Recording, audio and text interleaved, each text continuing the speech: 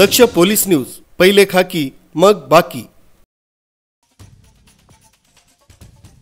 नाशिक पुणे महामार्गावर चाकणजवळ टेम्पोतून 264 किलो गांजाची वाहतूक करताना अंमली पदार्थ विरोधी पथक तसंच गुन्हे शाखेच्या पथकानं 2 इसमांना ताब्यात घेतलाय।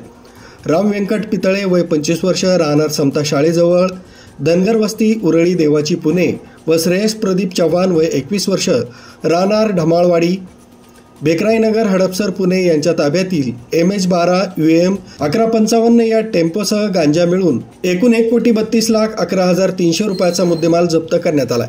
पोलीस आयुक्त विनय कुमार चौबे, सह आयुक्त शशिकांत महावरकर, पोलीस आयुक्त सारंग आव्हाड, गुन्हे शाखेचे पोलीस उपायुक्त डॉक्टर शिवाजी पवार, गुन्हे 1 चे सहाय्यक पोलीस आयुक्त विशाल हिरे, पिंपरी विभागाचे सचिन हिरे यांच्या मार्गदर्शनाखाली अंमली पदार्थ विरोधी पथकाचे वरिष्ठ पोलीस निरीक्षक संतोष पाटील, सहाय्यक पोलीस निरीक्षक स्वप्नील चव्हाण, सहाय्यक फौजदार प्रदीप शेलार, हवालदार जावेद बागसिराज, किशोर परदेशी, प्रसाद कलाटे, गणेश करपे, निखिल शेटे, पोलीस नाईक विजय दोंडकर, पोलीस शिपाई रणधीर माने, निखिल करपे, कपिलेश इगवे यांनी केली। न्यूज ब्युरो, दक्ष पोलीस न्यूज, पुणे।